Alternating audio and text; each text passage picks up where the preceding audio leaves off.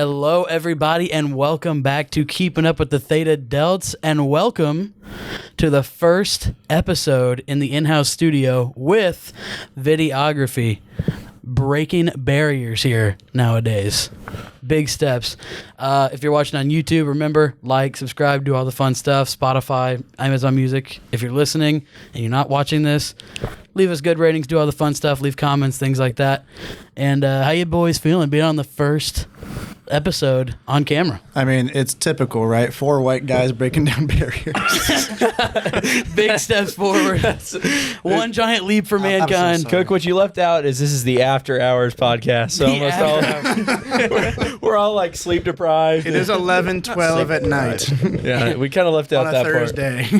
It is deep fried, 11 p.m. on a Thursday. As is normal at Wabash, it is a busy week, and this is the best time for us to do the podcast. So yeah, we all have that's when we're busy doing it. schedules. This would be a good podcast to turn on and just like go to sleep. Yeah. If you're watching on YouTube, close your eyes. No. Yeah. And if you're watching in your vehicle, This is still when the close your video's eyes. not there. Pretend the video's not there. This is going to wake you up. If you're listening to this on your way to work, still close your eyes. Let go of the wheel. Damn. Step on the gas. Live life to the fullest. For legal reasons, do not do that, please. Not actually do that. Please do not. If you have it on the video mode right now, then I salute you because I do the same thing. All right, good stuff. Where's All my right. Pepsi cutter? So, I got you, boy. all right, let's get this thing started. So, we're gonna start this off talking a little bit about how we made this happen, how we are here, how they are seeing our beautiful faces right now. Carter, you want to get started? How did this all start? Yeah, so we were talking with Brian Burgess, the Theta Delta Chi's executive director, and he had a great idea, and we kind of bounced back and forth about getting a grant application drafted up to do an in-house podcast studio. And then, of course, Cook, we jumped on a Zoom call, me and you, with Brian, and kind of proposed our idea of what a grant would look like, and so I had some inquiry things about how to get a grant done, submitted it. The Educational Foundation got back with us, granted us $900 to make an in-house podcast studio. Huge shout out to the Theta Delta Chi Educational Foundation for making this possible. Thank you. More episodes to come. Potentially, we can talk a little bit later about convention episodes. So, yeah, shout out to the Ed Found. Who's Grant? Money Carson. My bad. Oh, I like him. It's pretty cool. It's pretty cool. Yeah. I think, Carter, you were the first one to mention this idea to me of doing this. And I was like, yeah, I mean, awesome idea. We can talk about it. We'll see how it goes. And now here we are. And like, we got this done way faster than I ever expected. Like, I can't believe we're 6 weeks into the semester. We already got this set up going, hopefully running smoothly. If they're seeing this, then it means it went smoothly. Yeah. Yeah, If you don't see the video, then we're still working on the video part, but we've got the audio down. Now, Bob and Carson, you guys were just on episodes recently, but you're back again. Carter, tell them why.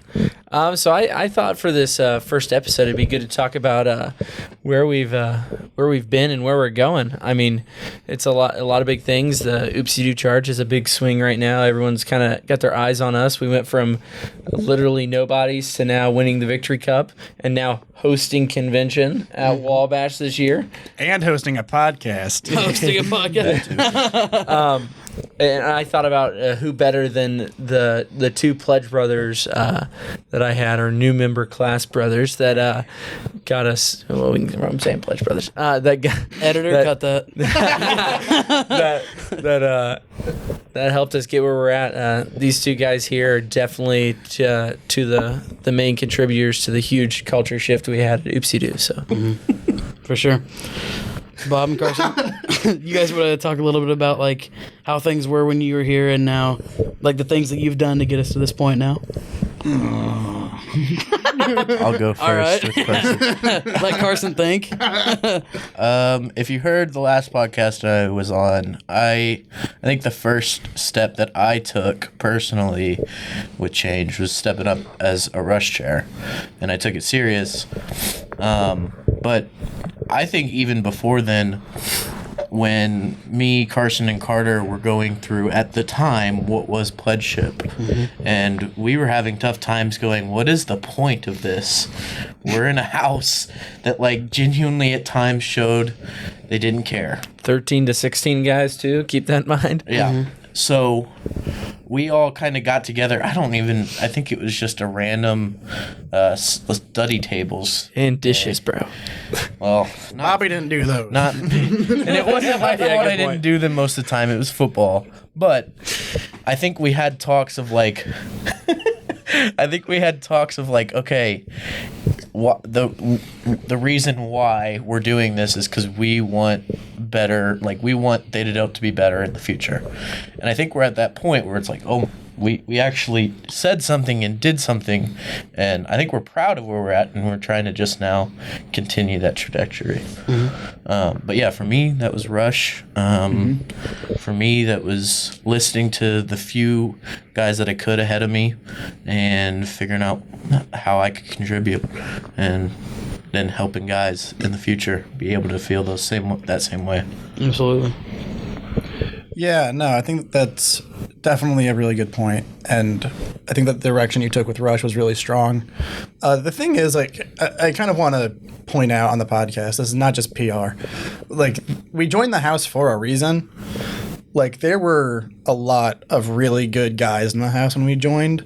I think that the problem that the house was having was that it felt a little directionless. Yeah. They just didn't really know what to do. They kind of were a little complacent in terms of like where the house actually stood, and I can understand that. Like it was hard to do.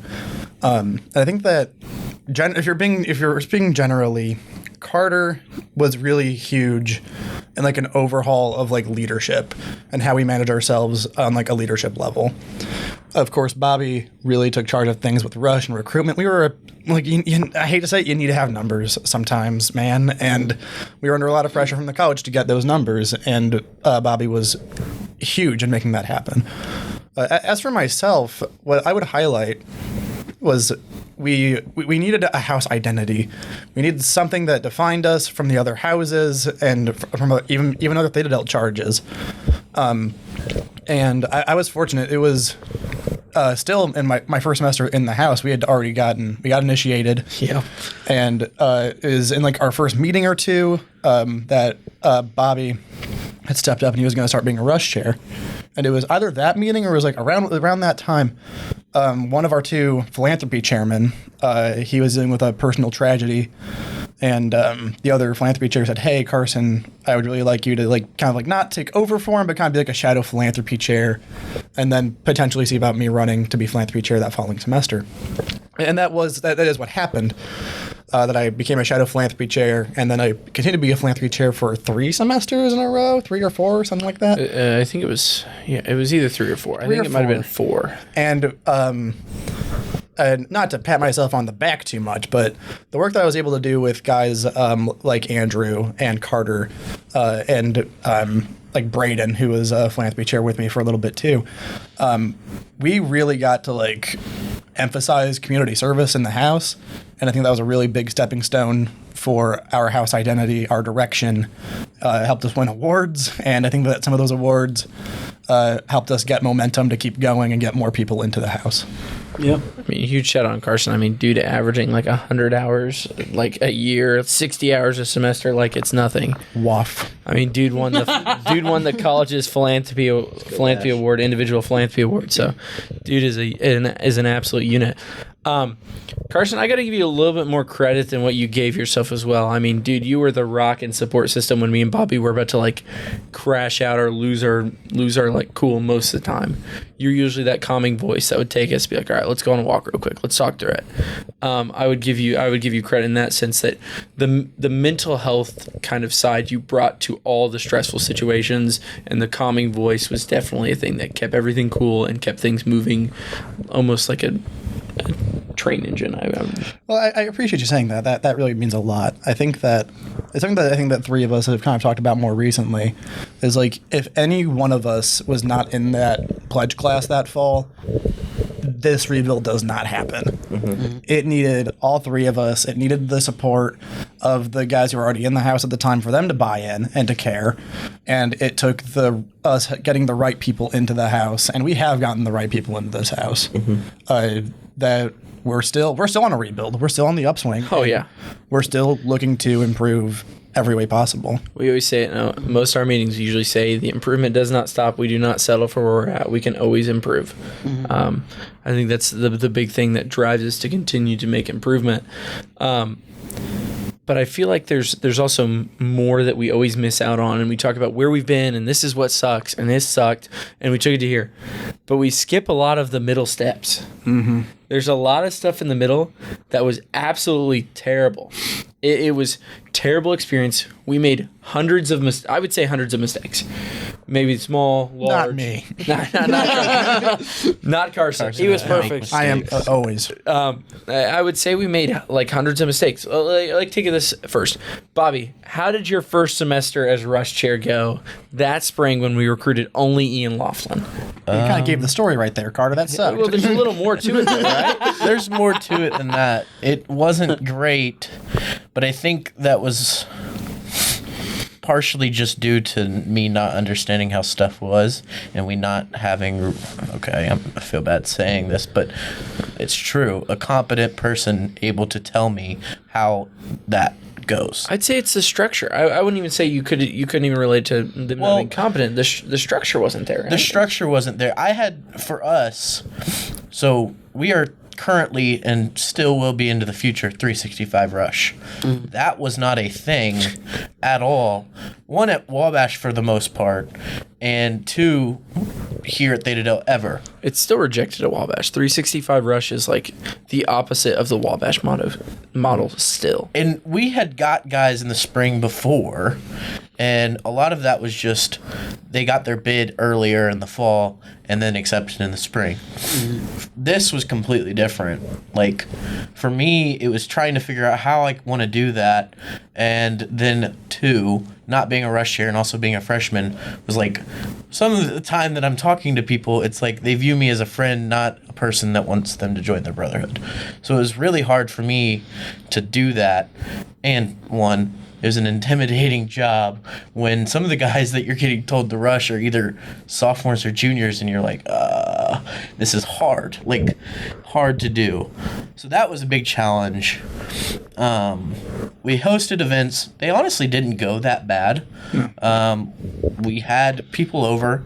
The issue that we had, I think, was the living arrangement we had in the house at the time was not the best. I mean, we still do, but we Carson knows. Yeah. Yeah, Carson knows about the living situation. Carson knows. He knows. We split the floor pretty much half and half with independents. And a lot of the guys upstairs in College Hall tended to kind of view us as these like weird groups of misfit toys, kind of bullied us in some way and thought we were oddballs. What freshmen do at times, which I think a lot of them that did view us that way have completely changed their mind, which is a great thing. But it was hard, and we did make mistakes, and we turned it around next year, and we did better. And I think you learn from failure. Like, I remember my first admitted students weekend. I planned, it was a fruit smash night, and I thought it was going to go great. In my head, I was like, because I remember when I was doing Rush, that was like the hot event for Theta Del was the fruit smash night. Like, all of my high school friends that I knew were going to this. A lot of the football guys went to this. So I was like, all right, perfect. I'll do that. Did the event. None of the incoming freshmen showed up. Like, didn't go well at all. We had some fun, and one of the main people there was somebody that we already decided we weren't going to bid off the bat. Didn't represent who we wanted. That was, I think, the only good thing I figured out early was know who you want to get, and if somebody doesn't fit that value set, don't bid them. For us, I think that was the most pivotal thing I learned as a freshman. Body bids do not work. And from there, we just saw more success because I could then point out to guys, okay, how do you find somebody that already has kind of that moral value that we want, that character we want as a Theta Delt? And I share that now with the guys, so we have that standard off the bat. And I think we've succeeded a lot more with that model. But yeah, before that, I was getting told from upperclassmen, if anybody shows up, give them a bid. Yeah. It was throw that bit out there. Give them one ASAP. And that's not the system we have anymore, and that's the system I got away from quick. I mean, you mentioned kind of the structures were brutal. So you kind of mentioned sleeping arrangements were difficult. Carson, what's your experience with sleeping arrangements in the Faded house? Are you doing this? Yeah, we're doing. Are we telling the story? Drop the lore. wild. We're dropping the lore. Go crazy. This is the dump episode. Is this a trauma dump episode? This is the lore dump, the trauma This is dump. this is understanding where we've been and where we're going. Go ahead. That's the Carson, thing, hit it. man. Is like I don't want anybody to think that this was freaking easy, and I don't want anybody to be like, "Oh, it wasn't that bad." Stop it! The clapping. I was giving you applause. I hate you. All right. Go for it, Carson. For legal reasons, that's a joke. For legal reasons. Well, yeah. I'm suing Carson Wirtz. This is on record. It's on record video. Okay. So, for reference, right? Here in the house, our rooms are separated into what they call suites, and every suite has 3 rooms in it, and the suite in whole can hold usually 4 to 5 people, usually 4. With the idea being, we have one large room, a smaller middle room, and another large room. The thought being is that 2 people go in the 2 large rooms, and then like there's one. Usually, you just have the middle room be like a lounge area for those 2 rooms, right? When we came to the house, the way that they did it instead was you would put one person in the big room, one person in the middle room, one person in the other big room. That was it. So the rooms were not at full capacity. Well, some of those rooms were triples too. Yes. So yeah, some of those rooms it's like 3, 0, 2. So 5 people, and there'd be one person in each of those rooms regardless, because I mean, it was just a difference in the brotherhood back then. Guys really valued having their own room. They valued their privacy, things like that, right? So when we have to share this building with independents, the college, understandably so, was like, we're not going to give you this many rooms unless you really have the need for it, like for capacity standards and things like that. So we're nowhere near the capacity needed for us to get more rooms. So what happens is, and this is the way we are very strict. The system's a little bit different now, but overall the system here, when we do room selection, is you go through class order, senior first down to freshman, and then you go by your personal GPA to determine like the official house order for room selection. And when we're not at full capacity, so it sucks. And we had the same amount of rooms we had before, but we had 2 more brothers come back who were studying abroad from the previous semester. And even though I was top GPA for the freshman class, what happened was...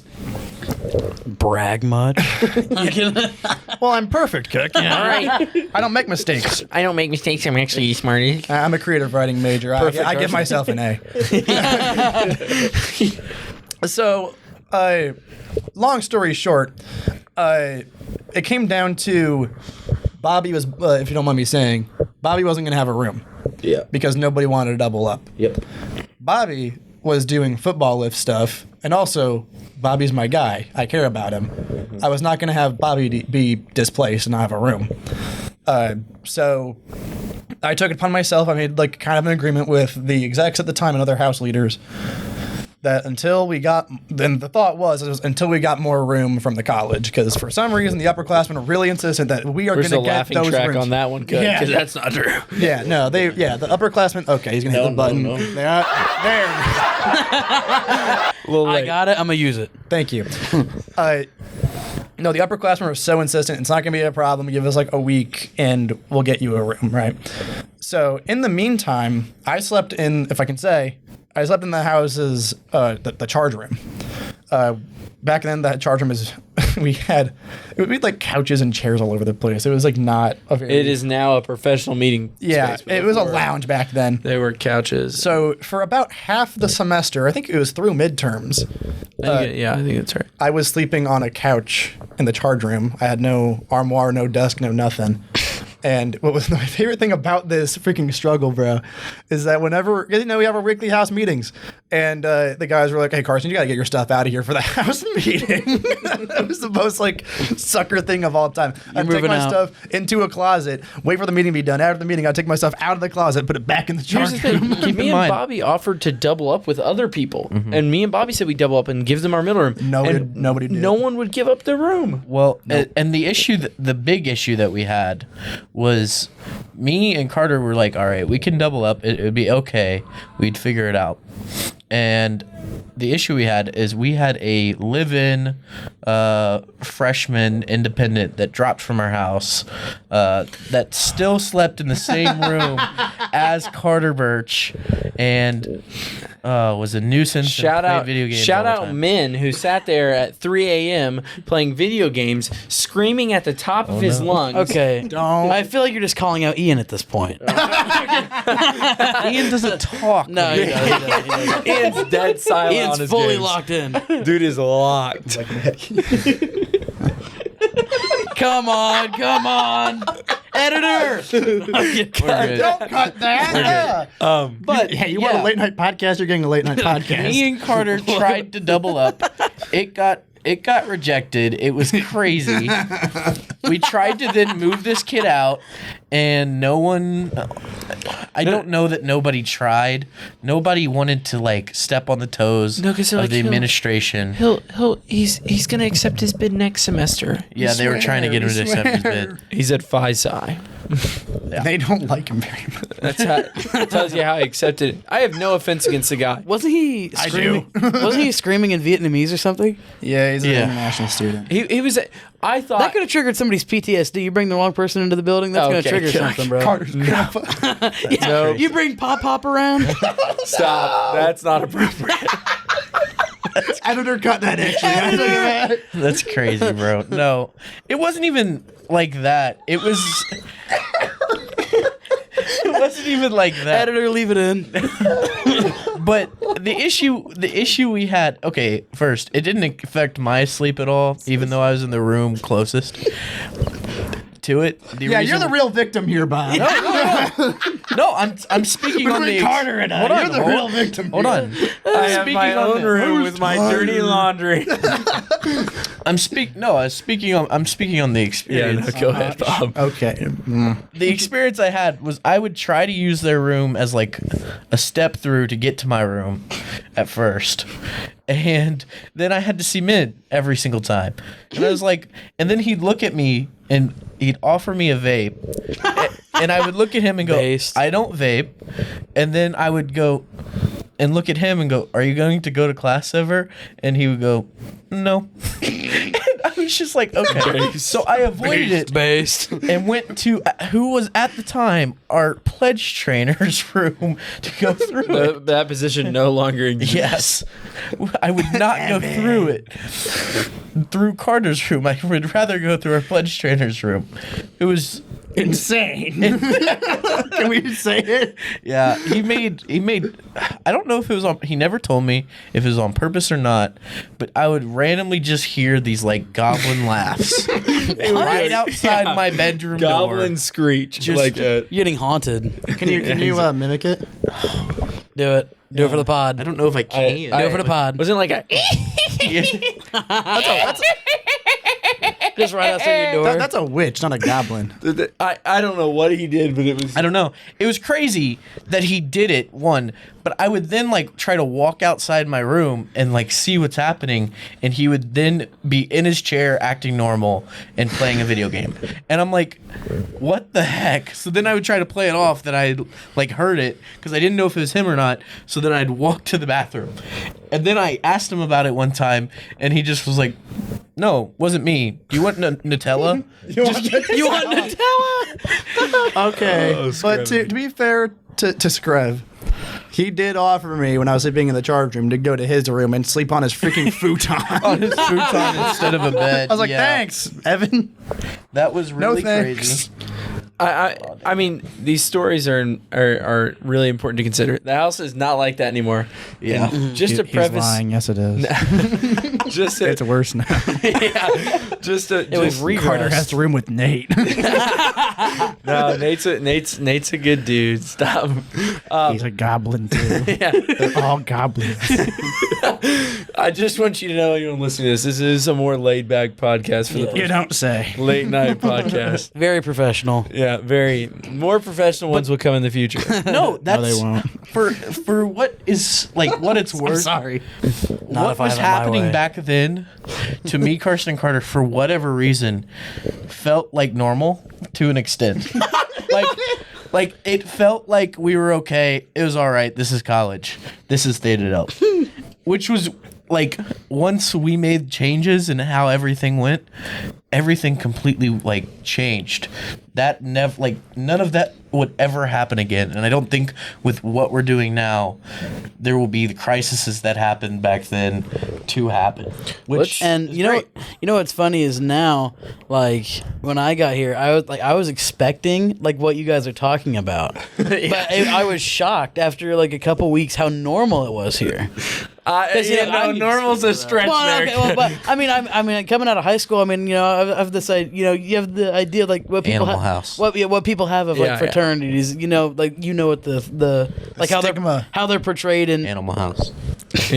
how they're portrayed Shout out in Dartmouth. how they're portrayed in movies and things like that. Shout out Dr. Brown. Yeah, potential dean candidate, Dr. Brown.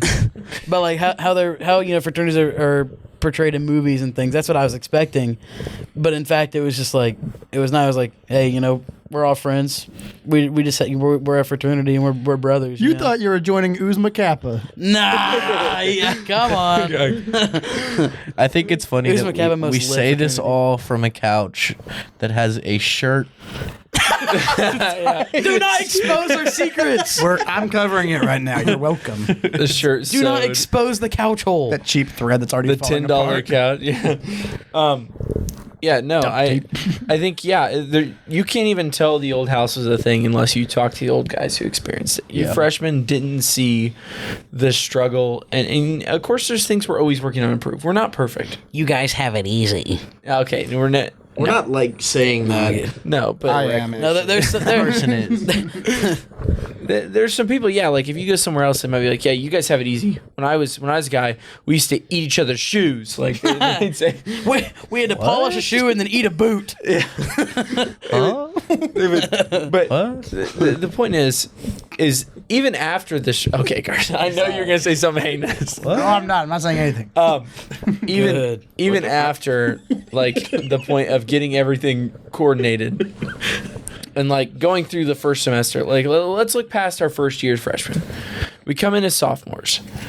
We're expected to recruit a class of 10 people. Oh, I forgot about this. Dean Redding walks up to us at the first rush event of the year.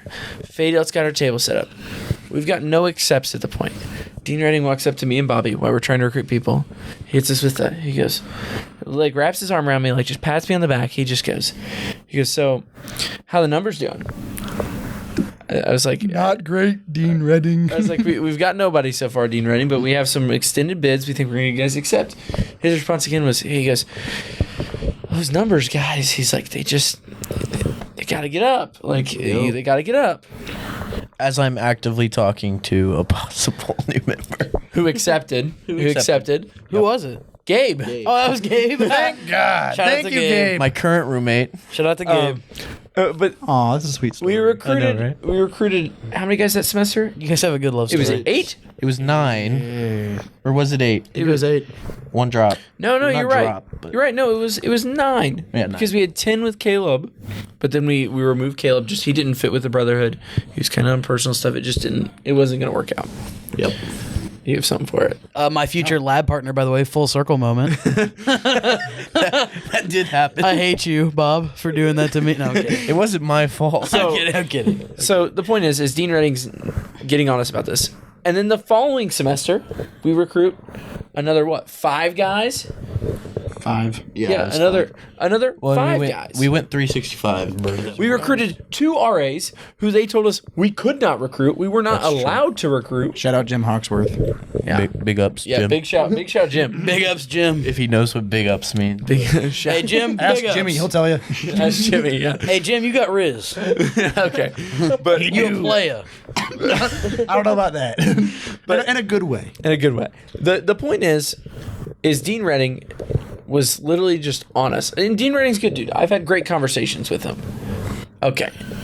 As outside of Dean of Students, Dean Redding's a great guy. No, actually, I'm a big fan of Dean Redding. I've never had a bad interaction with him. I think some of his some of the ways he addresses student concerns isn't the best. I bet he makes a mean casserole. Typical lambda. All right. Yeah, but He seems like a casserole guy. Shut up. Bro, look at me, and I'm not talking about food right now. Okay. No, that's fair. That's fair. But you're telling me he doesn't look like he makes a mean casserole? Bro. Okay, hold on a second. Time Food out. was the last podcast. We're not talking When about I food. agreed to go on this podcast with my pledge class and, Cook's the host, he has to be here. I was told Cook wouldn't say very much. Whoa! Ain't nobody What said happened to that. that? Ain't nobody said that. Carter said that. Cook. Cancel Cook. cancel. Get that trending on Twitter. Welcome back to the last episode. Keep it kidding. Welcome to new podcast host, Lincoln Scat. But no, back on to Dean Canceled. Redding. Yeah. I don't think any of us view Dean Redding in a super negative light. No, I It was- love Dean Redding. I think he's a good dude. He's an awesome guy. But the thing is the stress he got from the trustees was numbers. Yes. Numbers. Okay. Can I interject? Yeah. I'm sorry if I'm interrupting. Fully. you're good. Go ahead. I'm just trying to train of thought. Credit to Dean Redding where it's due, because he did push us as a house. He did. He had to put the pressure on us. It's his first of all, it's his job, but he also, I think, he took the time to get to know, especially you and I. You probably more so than me. I don't know if you've ever really talked to Dean Redding like that, Bob. Not really. I have. You know about my 2-hour meeting with Dean Redding? Yeah. So we had to sit Now down. he's interrupting me. It's a fucking full circle. No, because I think this adds to your point of Dean I was the Redding mitigator in our being class. the support. So I walk in his office one day. I'm like, all right, Dean Redding, I just want to talk to you about what you think our numbers are. He had a 2-hour conversation with me about what Fadedale could do to get on the college's good side, what Fadedale could do to do this, what we could do to increase our numbers. And I'm not going to say we agreed on everything, but we had reasonable disagreement. He said Fadedale needed to recruit and be like 60. I'm like, 60. I was like, Dean Redding, maybe eventually, but right now Sigma. it's not realistic. And then we both agreed on getting 9 to 10 guys, consistently 9 to 10 guys, and we've been doing that. We've been holding up our end of the bargain, and I think we're doing a great job. And now the conversation is does Fadedale get their own house? Yep. Yeah. See, Please. I feel like that was always the issue we had with the college at times, was the idea that we have in-house currently for what numbers we want to be at is completely different than the norm here at Wabash, and probably the norm for Theta Delta too, I'm sure, but I think the way we're doing it is a very positive way. The way we're managing things is good. And I think that the college has seen that and go, okay, well, you're getting more output than most houses do with the 65 to 70. So that's a good thing. We're not going to be on your back about it. And once we've done that, I feel like that the numbers question hasn't been one, because the numbers we have feels like a 60 to 70. Yeah, I think the amount of stuff we bring to the community at Wabash and the community in Crawfordsville is amazing. The impact we're trying to make on the greater Fadedale too. We're trying to expand and do some work all over the place. I mean, I think that's a major difference from where it was 2 to 3 years ago. Yep. When Brian was here first, he was like, and even Rick Wood, when he was here, it was like, ugh. Yep. This is kind of, ugh. In a very respectful way. Yes. No, Rick was another person who was able to put the pressure on us a little bit. Shout out Rick Wood. Yep. You the flashlight versus the hammer, right? Yeah, Carter? exactly. Yes. And they like they were nice about it, they were respectful about it, but like they were honest that like we had some serious shortcomings that we needed to look at and address and have conversations about, both in house and with the Nationals guys, and I can't thank them enough for that. Well, I think even before that, the pivotal, like, for us, person that got us on the track and kind of helped us realize that we can lead was Kyle O'Keefe. Which I was gonna say Sam North. Shout out my boy Sam. was, but talking to Kyle O'Keefe, I think all of us have had great experiences with, and Yeah, for sure. And honestly, this is what it comes down to is I remember many times Lincoln Scott and Joe Rios telling me, like, okay, if you have issues, go to this person, go to Kyle. And that was great. We did that a lot originally.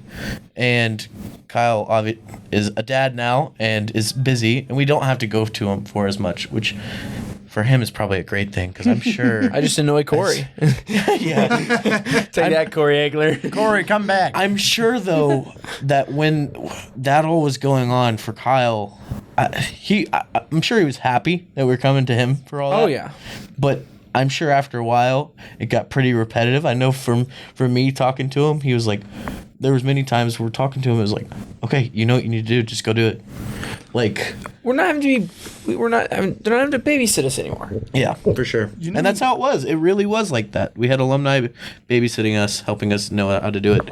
And now, sad to say, me, Carson, and Carter are the babysitters. Not really. Not really. It doesn't feel like that. You We're know just who else older is brothers. Really good? Who else is really good for us? Freaking Joel Bustamante Yep. does not get enough credit. For sure. Like, especially like that our freshman year, but like he still does it now, especially like in the fall. Like he's here like every weekend. Yep. And like he's always happy for us to just like pick his brain a little bit. He'll give us some like good advice, both like fraternity wise, academically, personally. Like he is such a great presence to have around this house, and like we need to find more excuses, especially in the spring, to get him up here. So Yep. shout out freaking Joel Bustamante. He brings his own awards and his own cake. His own Keystone. But he does bring his own cake. Remember the face cake he brought? Yeah, he did. I remember the face cake. So Yeah. good. I love Joel. He's such a good dude. No, and that's the thing. We utilized every opportunity that we could. That's literally why we were able to make change. When we were told, like when we were asking around for what we need to do, we figured it out through talking to the people ahead of us. And whether that was the positive guys in the house or alumni, we did it and we figured it out. And honestly, I'm grateful for the two of you, because if it was just me doing that, I wouldn't have the courage to do that. I'd have been gone. It was just me. Yeah. No way. I wouldn't have had the courage to talk to Kyle. I wouldn't have had the courage to talk to really any of the alumni. Hell, even international office, like wouldn't feel comfortable. Like, and it wasn't because of fear or anything. It was more so just like, oh, that's foreign to me. I'm used to doing things on my own, and I think that was the biggest learning experience. Is like we have a team now. We're Theta Delts. We have people around us to figure stuff out with, and we did that. Did I ever tell you that Kyle's a fundamental reason why I was vice president or ran for it? Go ahead and tell. I think I remember this story, Carson. Yeah, it was the spring of our freshman year. We had our alumni dinner in Indianapolis, and I remember I probably asked a little too late into alumni dinner stuff after everybody had a few drinks. Yeah. Yeah, everybody had a few drinks, and I was at the time in part because of Sam North, who was my pledge father. Big up Sam. I was really interested in being corresponding secretary, and like I wasn't too sure how I felt about making the jump from like recording secretary, which I was at the time, to corresponding. I just wasn't sure like how to go about that, right? So I went up to Kyle, who definitely had a few, and I was like Kyle, like, do you think I should run for corresponding secretary? What advice would you give me to do that? And he goes, oh, if you want to do it, you should definitely run for it, but like aim higher. Go for like vice president or something, dude. Like you know what you're doing. And like that really meant a lot coming from Kyle, because especially like as much as we were working with him at the time, like to get that kind of compliment from him it just meant the world, and like that was honestly like the first time I'd ever considered like actual like obviously all the EC positions really matter, but I was like holy crap, like to go for like VP was like way more ambition than I had for myself at the time. Tried to get you to do president. Hell no. Well, and for me, Not a bad reason. You're just busy. the just busy. experience I had was obviously pretty different.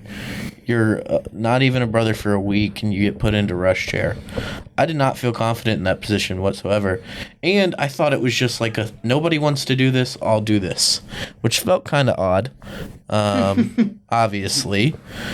And talking to Kyle about it, and he literally looked at me and he goes, "This is one of the most, if not the most, important jobs in the house right now." Agreed. And at that point, I was aware, but I didn't quite get that 100%. And I had talks with him. I had talks with Jim. I even talked to Neil. Surprisingly enough, Shout out Neil. to like I love Neil. to make me realize that, oh crap, like what I'm doing really matters, even as a freshman. And I'm thankful that I had the opportunity to talk to him about that, because I don't think I had a flawed mindset towards rush chair. It was more just, I thought that it was a throwaway position, and at the time, some in the house thought it was a dying house. Give it to a freshman, we'll die out. Yep. And that didn't happen. Yo, Cook, can we do a quick section of the podcast after all these Absolutely. conversations? Cook, can we do a vulnerability section of the podcast? Vulnerability. Let's get vulnerable. favorite. Let's do it. Okay, here we go. Not like that, Carson. Editor. I misunderstood. Misunderstood Bobby just directions. groped me. I took off my pants. I would like. Vulnerability. I think, Cook. I think you start this out of how far are we, Cook? 41 minutes. Oh yeah, so we still got time. Perfect timing. We Perfect still got like timing. at least we still got 20 minutes left. Cook. I want you to start. So Okay. what brought you to Faded Out, and what have you gotten out of it? Well, why here? The biggest attractor was I don't know, I don't have another word for it other than I would just call it a vibe of closeness. Like Carson was the first person I met, gave me my first tour. I think it was when I was here for an admitted students weekend, I believe. Yep. And I was just coming to check out College Hall, and then I saw you sitting out front there, and I was like, you know what? I'll give this place a check. You know, and I'm so glad I did. But yeah, like everybody. I only talked to a couple guys, mostly Carson, that first day. And then I came back and visited again when I was here for Wabash 101, I think it was. And that's when I met a lot of you guys. I think that's when I met Carter the first time, I want to say. Met Derek for the first time. Met Deacon for the first time that day, and I just the conversations that I had with you guys were so like respectful, and it seemed very genuine, and the conversations that I observed like amongst you, like, you know, when you guys were talking with each other, I could observe some of that, and it felt very genuine and very real, and I was like, you know, like I knew myself. I'm a very like, I would say socially reliant person, or if I'm left to my own devices, you know, like I feel like I need human connection a lot of the time. I feel like I thrive off that, and I try to, you know, make others better as well. So I was thinking about, you know, at first when I was deciding to come to Wabash, I was like, I'm going to be an independent because fraternity life isn't for me. And then I started thinking about it more, and I was like, maybe fraternity life is for me. And then, yeah, having met all you guys, I was like, wow, like they seem really cool. They seem like people that I could vibe with a lot. So that's when, and Noah had reached out to me because of Brent Harris, who was the biggest attractor for me to Wabash. So I talked with Noah before I even knew he was a Theta Delt. Shout out Brent. Yeah, shout out Brent Harris, absolutely. So yeah, I had talked with Noah before, and then I'd found out that Noah was a Theta Delt, and then I think it was a couple weeks before the fall semester started, I think I messaged you, Carter, and I was like, hey, is it cool if I stay with you guys to start the semester, like for during rush? yeah, you said it was cool, so made that happen. And then yeah, just the time, like during my like freshman orientation days, like you guys were super helpful. And like days, like I was super stressed about starting college because I just wasn't confident I remember that. in my high school education. So I was super stressed about like, man, these classes are going to be so difficult. You guys were so nice about that. And so, yeah, once you guys gave me my bid, by the time you guys gave me my bid, which was I think a few days into that first week, I do not laughing track right now. Sorry. No, but once you guys gave me my bid, I had already decided at that point, like if I get a bid here, this is where I'm going. So as soon as you guys gave me that bid, it was an easy accept for me. And then the biggest thing that I've gained from it is I feel more confident in myself in ways that I never thought I would really. Like I feel more confident in my mental health because I know there's like, you know, people I can reach out to easily if I need it. I feel more confident in like my social being, I guess is a good way for me to put it, because I talk with so many people in this house every single day, and I've met people that I would not have met without being in this house. You know, like meeting Brian was incredibly, like it was so awesome, inspirational. Like he taught me things. Like when I did the podcast episode with him and Noah, like getting to talk with him and learning from him was awesome. And I hope I get to meet more of the alumni in the future as well. I'd love to meet all the guys. You have time. Yeah, that you guys have given shout outs to, because you know it sounds like a great experience for me. So I think the biggest thing I've taken away from it is I think I've just become just a better person, a more confident person as well. Yeah, you're an absolute beast. You're killing it every semester, every day. It gets better and better, Mr. Cook. Thank you, sir. I appreciate that. Thank you. Bobby, what about you? Other than following Joe Rios. So when I came to Wabash, I started out playing football. I was a linebacker. Obviously not a linebacker anymore. I've come to terms with that. It's Really? okay. Are you sure? He's more of a nose tackle.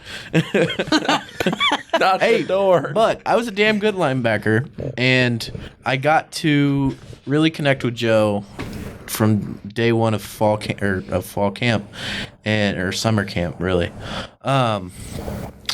And it was great. I lived upstairs in College Hall. I didn't know the playbook much at all, and I'm a big scheme guy, and I'm really into film.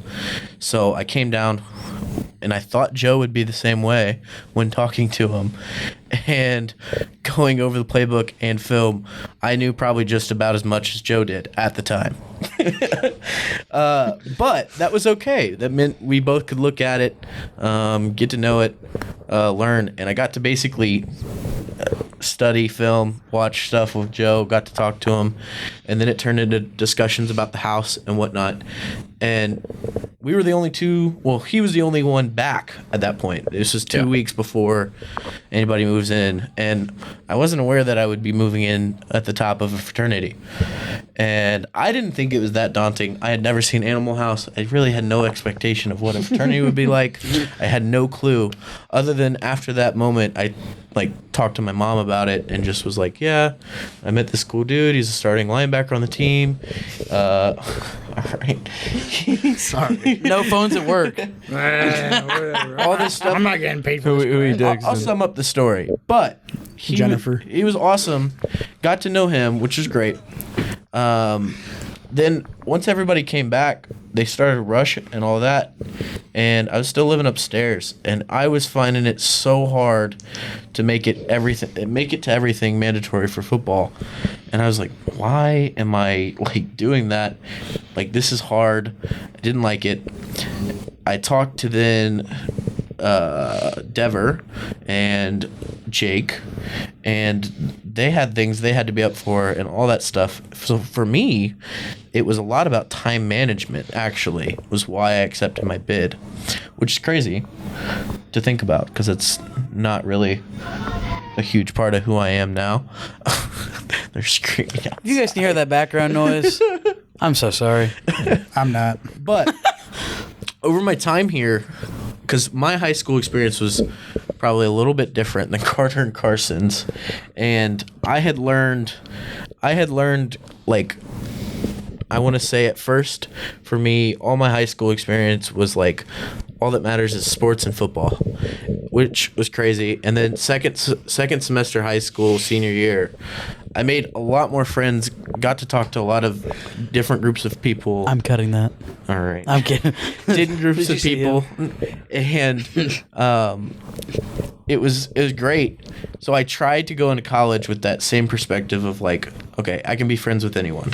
That's who I am. That's like what I've done all my life. And getting to meet the guys at Theta Delta, a few of them were different. Even though you thought me and Carson were nerds. Yes. Look at these dweebs. Carter, we are nerds. Shut up. Carson, have you listened to the last podcast episode? I don't listen to the podcast. I think it's boring. That's not even All true. right. All right. Yeah.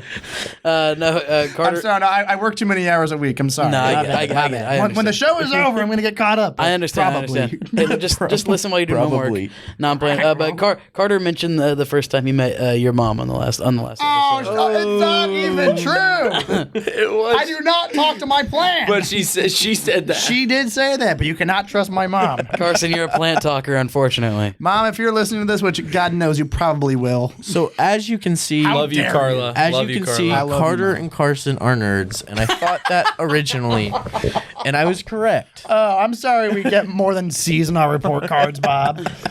What the heck is a B? Bobby, sorry I don't headbutt doors. Yeah, yeah. we could bring that up. That's a good story. But over the time, I began to respect the hell out of everyone in the house, and I wasn't originally like that. Everyone? Everyone, yeah. Okay with you, Bob. There wasn't anybody I really had any issues No, with. Except for the nerds over here, right? Yeah. We're I messing didn't have with any you, Bob. issues. I'm Me messing. and Carson We're bullied Carter more. Yeah, we did. Well, we still do. And you keep breaking it. Because we let you be. Yeah, exactly. He's the president because we voted him, because we let him be there. Listen, dear viewer, you gotta understand, Carter might be the president. We're the oligarchs. we really run the show. We have the power. We have the power. We the people. But back to the question, guys. Why I ended up staying and joining Theta Delta My bad. is for sure the friendship aspect. That was what it was all about. That's what it's been about, and that's what I've looked for as a rush chair, and that's it. There you go. Carson's turn now. Thank you, Bob, for that. I'd like to interject here. Every time you've talked about Animal House, Oh yeah. I've never seen Animal House, There you go. so my mind's been autofilling to Monster House. I had no idea, like, what's Dude, Monster House? That what- has nothing to do with fraternities. I mean, I guess that's Evil House, I guess. I remember thinking as like a single-digit age child, like, man, Monster House is weird. I was afraid of Monster terrifying. House. Dude, I it's had still scary. nightmares. Yeah. Yeah, This is the I would same reaction that everybody has to Animal House. I mean, the same maybe. exact reaction. Yeah. You know, like when you're I'm so scared of it. When a house is about to eat you, bro. Yeah, dude. so scared. when you're 7, you're scared of Monster House. When you're 17, you're scared of Animal House. Yeah, Animal Do you think when Sig Kai lost chapel sing this past semester, when the pledges went back to the house, they imagined the Monster House? Yeah. It's opening up its front door. But yeah, that's my story with that. Carter? you got a better one than that, Carson. No. So I woke up here one day. I don't really know how I got here, but I was in their charge room. On the couch. No, yeah, I mean, I think a lot of the guys, especially, I think a lot of the upperclassmen, I'd say, maybe a lot of the underclassmen too, like Cook, but like, I never planned to be a fraternity guy either. What are you on about? What are you? What I do? Nothing. Stop. Okay. Anyway, for the audio viewers, he just mewed at us. So you're trying to riz Oh me no, up. they can hear that. Don't worry. go ahead, Carson. Yeah, so I was gonna be an independent, a no good independent, like like 50% of campus here, and Good. Stupid cheese. stupid Jeeds. Unless you join TDX, of course, then you're good. No, we then- love our G'd friends. Yeah. Anyway, Yeah, so, okay. Pass PR is guy. okay. so I lived upstairs in college. Shut up! I'm trying to tell my story. How do you think I felt? I don't care about that. I care about me. Your feelings don't matter. Only Carson's. Amen. Carson doesn't make mistakes, bro. Carson is perfect. Never. As you can see, Carson was the worst blood brother. I'm kidding. It was me. Yeah, it was. I gave up my bed for you. The dishes. You should have been in the charge room, not me. You would have broken another couch. Here, let's get the context real quick on the door. Shots fired. Bobby, we played a game called Tanks. Bobby was blindfolded. His partner was supposed to tell him on where to go. Cam early. He ran the corner as fast as he could, head first into a door, plowed straight through the door, destroyed the door, and Evan's door. surprisingly didn't break anything. Just the door. If anyone from the college is listening, That did not happen. Oh it wasn't me. That was if anyone from the college It is listening, wasn't- that it was a It joke. wasn't Ethan Hill, it was Bobby. In game. That happened in game. Actually, it was It- Taiwan. No. Put it on Camden Early's tuition.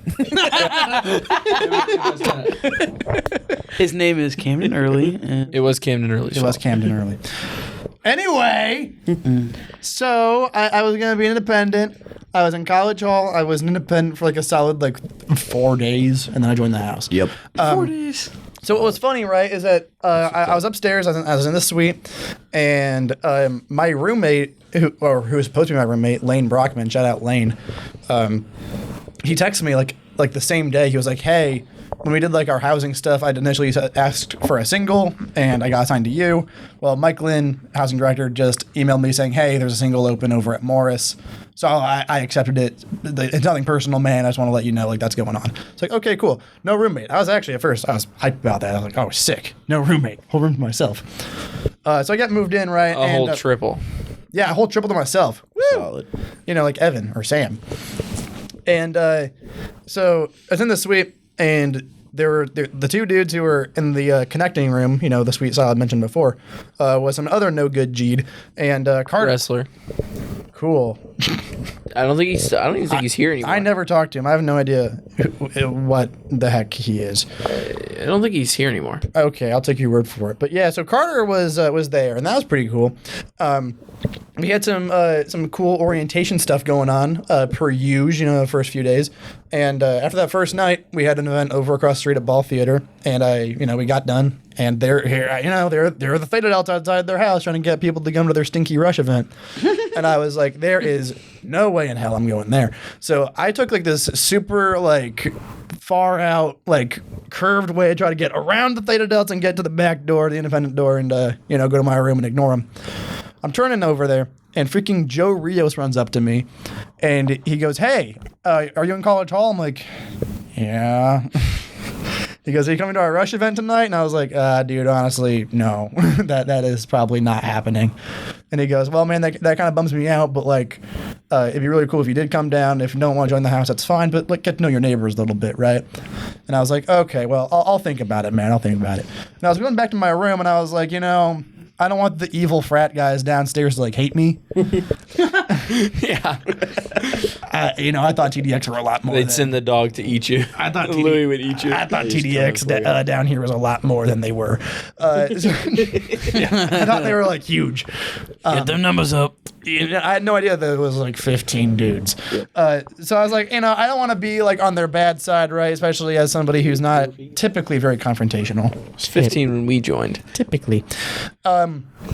So I go down to the Rush event, and I was like, okay, whatever. Got a burger. That was pretty cool. And I was in the basement. I was getting a little house tour, and I got stuck in a conversation with Andrew Dever, Jake Talbert, and Milky Miles Goss. You can always get stuck in a conversation with those guys. Especially Dever. He never stops talking. Love you, Dever. If you're listening, we love you. We love you, Dever. You're a big yapper. But no, I had a really good long conversation with them about just everything. Don't press the button. I'm not going to press the button. And I think that really cool kind of connecting moment on this first day, right? A stressful day, an exhausting day. I remember getting emails from the college, when I was driving down, hey, we need you to file this paperwork that we didn't tell you about before, but you need to get this health insurance stuff in. You guys probably remember that too. Dude, Yes. that move-in Saturday was It's stressful. Dude, I was doing paperwork. I remember you guys sat with me at lunch when we had that Yeah. lunch thing. I couldn't even focus on our conversation because I had to fill out so much of that paperwork stuff. Could I have not gotten getting this like a week, I know, like even a literally. week before. Oh, exactly. No, it's when you're here. So Fill it's out your health super insurance. stressful. Fill out the safety form, like liability stuff. Like In honesty, guys, Bash. I became very bash. that first day. It's funny now because I'm orientation manager now for next year. Hype. But right, boss. I became very disenfranchised with Wabash that first day. Waff. I was very unimpressed by the college that first day, and my orientation mentor didn't really help me recover from that. But I got to talk to these three dudes, and I was like, man, like this is the kind of person I want to be like at Wabash. We probably talked for like 2 or 3 hours, man, and I finished up the house tour, and I got yanked here into the library because that's how we did things back then. I got yanked into the library by Cam Early, and he gave me a bid. And he told me like what I can do with the bid, and I was like, all right, I'm gonna hold it, and I'll let you know. And he was like, cool. I remember I talked to my parents about it, and they were like, yeah, do whatever you want, we don't care. Just don't talk to that plant. Well, they were both in Greek life, right? Yeah, my mom was actually the president of her sorority, which is freaking Of the crazy. weird sorority. The weird sorority at Adrian College, which is now not there. Wait, what sorority? job, Mom. What sorority was she in? I don't know, it's not there anymore. It's not a thing. It was the weird kid one. You never asked her like No, I don't. what the name of it The was. sororities are like diet fraternities for girls. They don't haze like we do. Editor. No. We do not haze. Let's clarify that. Yeah, we don't haze. It's a Nor joke. do we condone hazing. I'm No. probably the most anti-hazing person you'll ever meet. That is actually probably true. I'm very anti-haze as well. I would. Carson actually is probably the most. I talked about it with Brian on our pod episode, but I was like, yeah, like the idea of just like breaking down someone's character is like evil. I got to, Like, I got to, Evil Mr. Beast. I got into an email argument about that. Who'd you get an email argument about It that? wasn't really an argument per se, but it was when I was trying to get recruited to a certain organization. Yeah. We know what you mean. Yeah. Well, I don't know. Anyway, Continue, sorry. yeah, my story. I checked out one other house on campus. Am I allowed to say what house it was? Yeah, I mean, Okay, I checked out Phi Kappa Psi, because my grandpa Charlie was a Phi Psi. Shout out Charles. Yeah, may he rest in peace. You know what'd be he really actually funny? is dead. Bruh. yeah, because he's saying Roy is. No, Roy's not dead. Roy is not dead. Yay, you admitted it. Video evidence. Do not tell the new members. Roy is not dead. Anyway, The ultimate gaslight. shut up. I hope he doesn't listen to this. He's gonna be very upset. You know what'd be really funny? I'm not done telling my story. All right, that's fine. Roy, I have defended you since day one. He has. I like to gaslight new members. Anyway. I went to Phi Psi. I went to Phi Psi, and I was like, "Oh my gosh, this house smells bad." Ew, stinky. It actually like smells bad. I remember I was on like this house tour. First of all, it felt like a freaking labyrinth. Like it was like dark and it was huge. There were like these these thin hallways and like these mysterious doors or like random sounds were coming from. Like what is a freaking monster house? What if all of a sudden he was like, what if all of a sudden he was like, now you have to escape? But I looked up in this hallway because where else am I gonna look? At Seth Acero's ass? Like I needed something to look. I look up and there's like smoke stains just like on the corners of the walls and onto the way. ceiling. I was like, this is Nice. vile. Nice. This is disgusting. And what really struck a chord for me, man, two things. First of all, they took me up to like their senior rooms, which are like stupid nice. They're huge and they're really nice rooms, like decked out. They offered me a beer. Didn't they have like really nice paintings too? Didn't they have like really nice paintings on the walls in their senior rooms? Yeah, I think they do. I think that's Like Phi Psi. murals, yeah. Yeah, so they offered me a beer, and at the time I was very anti-beer. Now I'm very pro-beer, but I was very anti-beer He at is the time. 21. I'm 21. That's the He's only reason I'm 21. pro-beer. Only reason. So that was a kind of a red flag for me. And then we kept on walking around, and what does this guy's giving me a house tour say? For some reason, I'm not saying anything to this dude. Like, I'm not giving him an inch about like who I actually am as a person. He just keeps yapping. And he goes, yeah, about our like pledgeship. He tells me a little bit about it. I won't share that on the podcast, but he goes, it's really not that bad if you don't think about it. Criminal. What we asked He said that? What we asked our pledges to do is not that bad if you don't think about it. Yeah. What a sales pitch. And I, Might as well be the Wolf of Wall Street. and I think to myself, the first thing that comes to my mind is I like to think about the things that I do. I like thinking. I don't want to do things I like. What? Was this Seth the It was Seth Acero. Seth is a No good way. dude, though. Seth is a good dude. I fantastic will say dude. that. He's an awesome dude. Well, no, yeah, Fellow English major, Seth Acero. that was a good moment because he warned you ahead of time. Yeah. So basically, what happened was I was like, "Holy crap, man!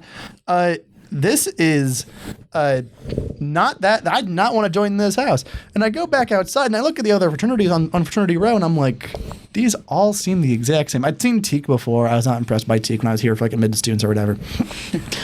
Yeah, so I was like not feeling it. Get pissed on, Teak. Yeah, I mean, all love to like the 5 Teaks I'm friends with. Oh, Teak's awesome now. Yeah, there's some really good Teaks. Really? Yeah, they're Justin Generis and all those guys. Oh, yeah, awesome. Preston Parker, I honest- Preston Reynolds. I Yeah. think I've met Preston. Well, who's the one that works with The Bachelor? Reynolds.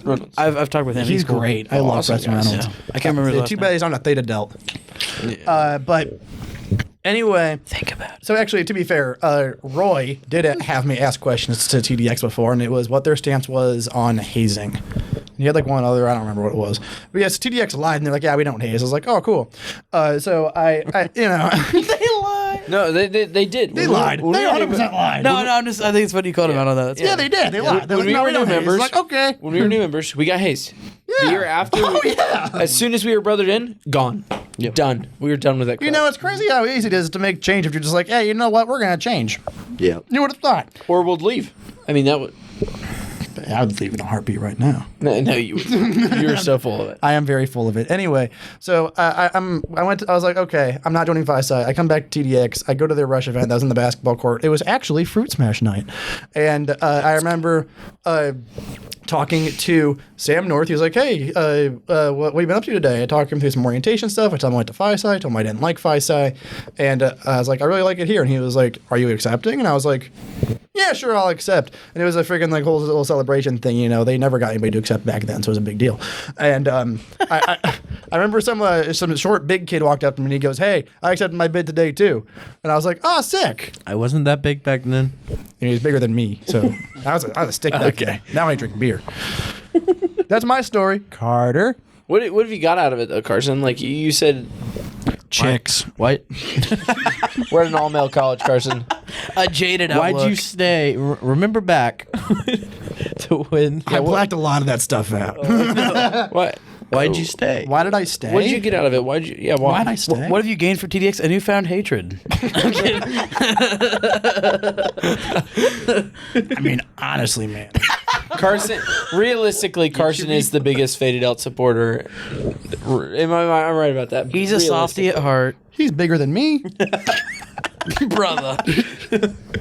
My bad. by heart. It's a late night. For It is me. a late. I think Shaquille O'Neal could be a Theta Delt. Bro, I love Shaq. Second most famous Theta It Delt behind bring the Barack pressure Obama. off of me, dude. Barack Same Obama was here. not a fan. Wait till you graduate, then Not it's my yet. turn. Hey, Brian, can we honorary brother in Barack Obama? Please, God. Anyway. Please, I love Barack Obama. Anyway. Obama. What Go ahead, did- Carson. What did I gain? okay. What did I gain? We did gaslight Caden to believe Barack Obama was a Theta Delt. He believed Oh, you us told for- me that. He I believed forgot. I us. He believed forgot. us for so long. He did believe us. Anyway, I'm so sorry, dear viewer. This is a train wreck. No, this is awesome. This is the best one. This is the type of podcast that I listen to where it's just madness. I feel like people tell us this all the time. We're the best, and We're not. I don't People believe are it right lying to now. us. I think Anyway. we're all over the place. Anyway, We're built why did I different. stay in the house? Well, I'm a very morally driven person, and I am a loyalist to an extreme, almost to my detriment.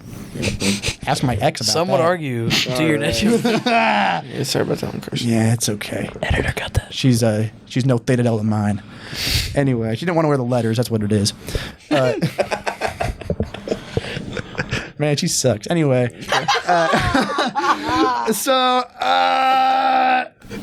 I was very connected to the people here, and I cared a lot about. Stop laughing at me.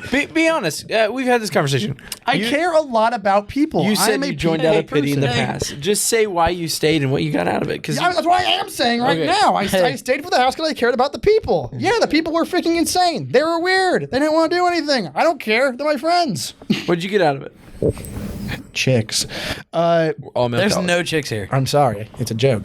So Let's go bash. what I got out of it was, I mean, like the personal growth and maturity I've gotten from being a Theta Delt, especially on like this little journey of ours, has been like crazy. What? It's been crazy. Like the amount of like I've just like learned about life and people and myself has just been incredible. And just stop messing with me. So there's that, and just like the amount of just like leadership experience and life experience I've gotten, man.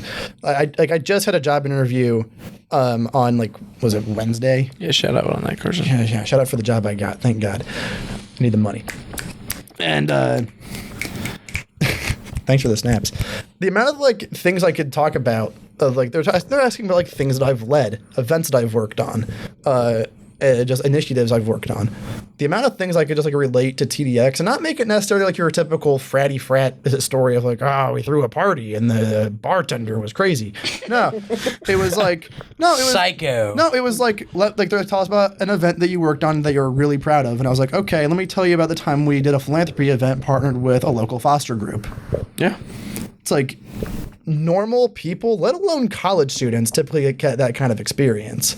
So the experiences that we get to offer here, both individually and on a leadership level, it's through the roof, man. And it's something that I want our underclassmen, especially like guys, we don't have that much time left. Let's be honest here. We don't. Didn't know. I want our underclassmen to really. I want them to know making and me see. sad. I want them to know and see that they can Let's go bash. They can do. Shut up. They can do what they want, man. The sky's the freaking limit. More than the sky, honestly. The stars. That's it. Is that good? Is that the answer Yeah, you no, wanted? that Is was that a good answer? That's a good one, Carson. Thank you, Carter. Okay, you get to talk now, and I'm going to. I remember when this was the vulnerability section of the podcast, and yet Bobby has laughed like every 30 seconds. All right, don't worry. I'll make it. I'll is make my it emotional. I'll personality. make it heart wrenching for you All right, guys. let's do it. So, I don't want you guys to leave me. do we give do him? his- Do we give him the full story? So, Carter's speech. vulnerability is a big thing, and I kind of realized that more coming from Brian being my mentor. He was like the catalyst to getting things done. And I really joined Faded Out at the start. I was in that room with Carson, and I've kind of told this story a few times. I came here knowing nobody. I knew absolutely nobody. No one from my high school went here. No one I knew went here. Almost same for me. I was like, I'm just going to go for it. So I did. I went and just joined straight to Faded Out. politician. Brian is not go a back. politician. Sorry. Okay. My bad. He's a Tillman though. Anyway, so I had. Why are you looking at pictures of Brian? Carson, phone off. No, I'm kidding. So anyway, Oh my God! what? I thought he was running Okay. for president. Use your voice. Here we go. We're good. Go, Carter. Maybe we did run for Congress. Shout out to Brian for one day being governor of Florida. Go for it, Brian. Got my vote. That's not him. No, that is. How can you tell? I can't tell. To the Spotify listeners, we're Brian. discovering new lore about Brian right now. I'm going to ask him about if he ran for Congress. Anyway, moving on past that. So I came to Wabash knowing nobody. I was sharing the room with a wrestler. I was next to Carson. The first story Carson's mom told me is make sure I talk to him, or Carla told me, shout out Carla, told me, make sure you talk to my son, because if he sits there and alone in his room for too long, he'll talk to his plant. Now I sit in a room alone and talk to a microphone. And a dog. Let's go. So, And sometimes a cook. so I got to Wabash, That's the worst one. and then Carson had moved out. The wrestling roommate had moved out. I was in a full 5-person suite all alone. Incredible. It was an interesting scenario. It was the true point where I felt like I was alone again. So like I love my mom. Shout out Jennifer. Love you. Would not be here without my mom. Yes. Same here. Shout out to everybody's moms. We would not be here without you. We love you. So my parents were divorced when I was young. I had to grow up like super fast. Like from when I was like holding back some emotions here, boys. So when I was Don't hold back. Okay. If you gotta let it out, let it out. This is the faded out. it This is keeping up with TDX. Okay. So let it out. When I was, it was when we were a little younger than 10. So my parents had first got divorced. So me and my mom kind of bounced around. I went from school to school. We had been in and out of places. My mom had been, wasn't really in and out of jobs, kept a consistent job. Had moved a lot of houses. Mom couldn't really afford anything.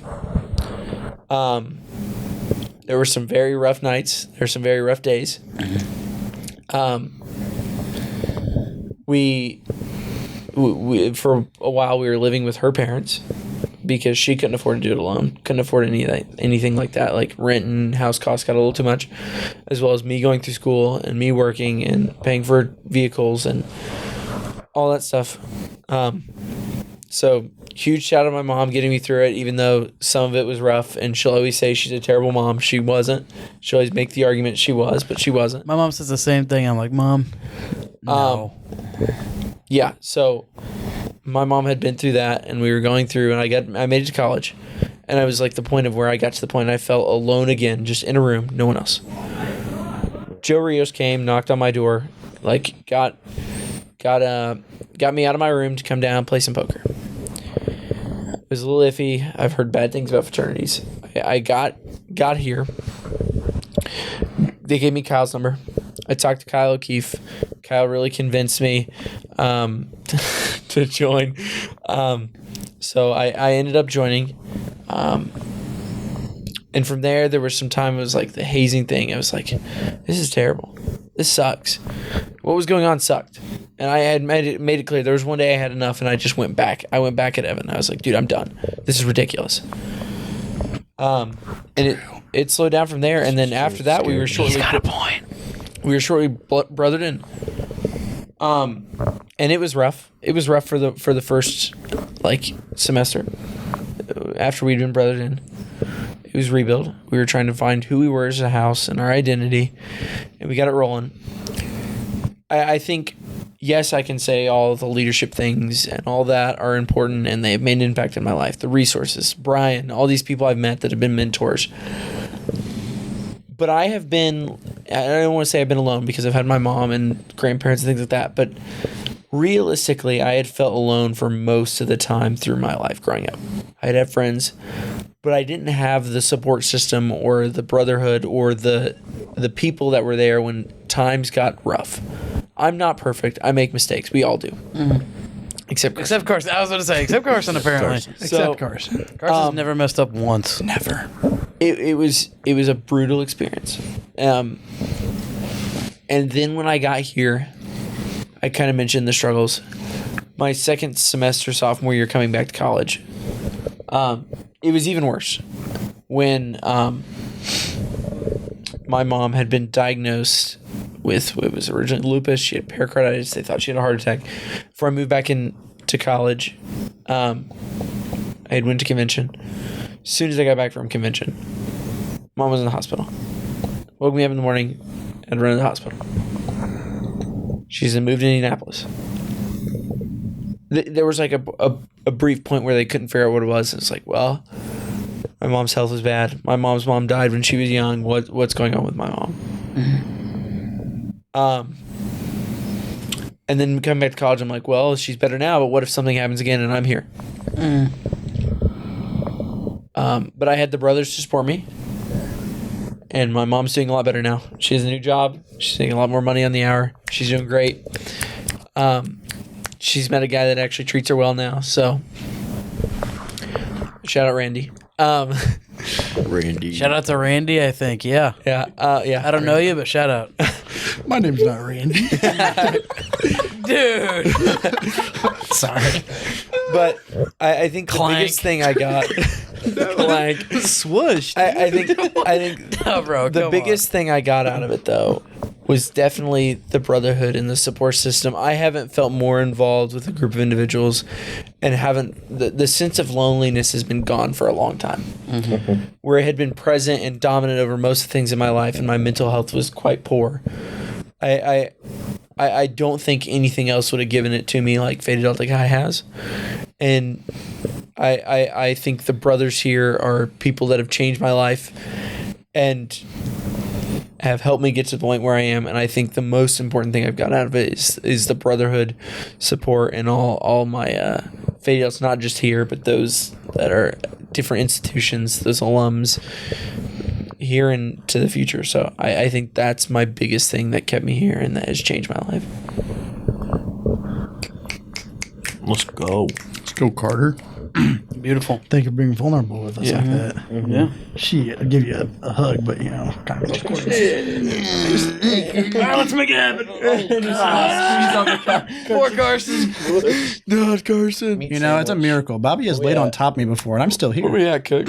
We're over the hour mark. So if we want that, do we want that to be the closing You guys thoughts? got any? Do we have any? Anybody got anything else they want to talk about? Top 5 favorite types of alcohol. I'm under 21, so I don't have I any. am I've never under had 21. alcohol before ever. I don't think we're doing that. No.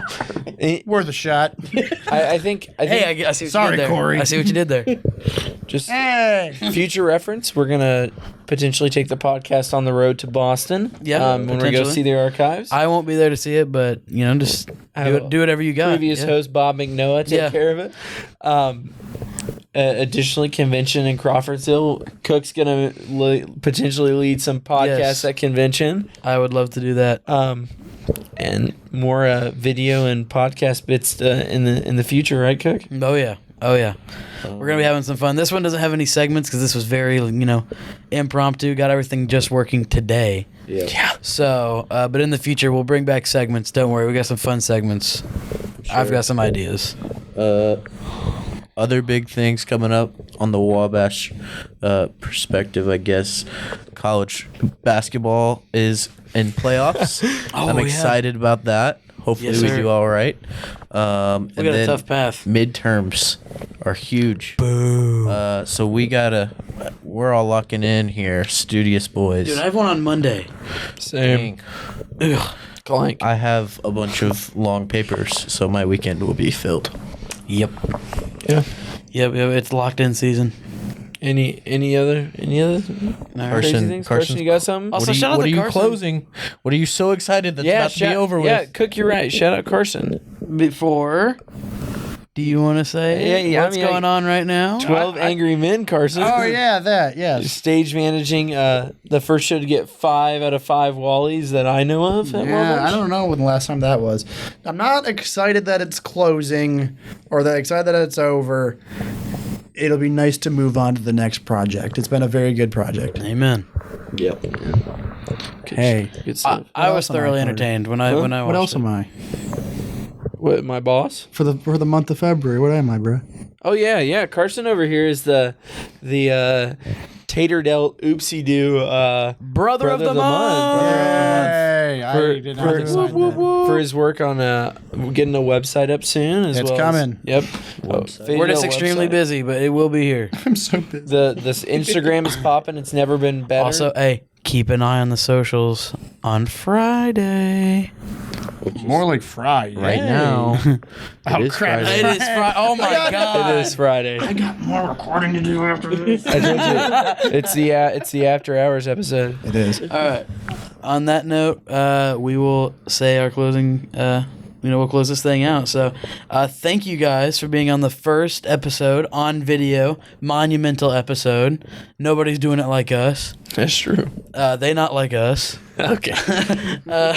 You two don't copyright that. Thank you guys so much. Thank you all for watching. If you made it this far, I really hope you made it this far. Or went to sleep, apparently. Yeah. I would have. We're not doing an ASMR portion of the podcast. Why not? Thank you all for watching. Thank you all for listening on Spotify, Amazon Music. And we will see you again next week. Love you, miss you, bye. I was going to say, love you, miss you, Miss bye. you, love you, bye. Yep, something like that.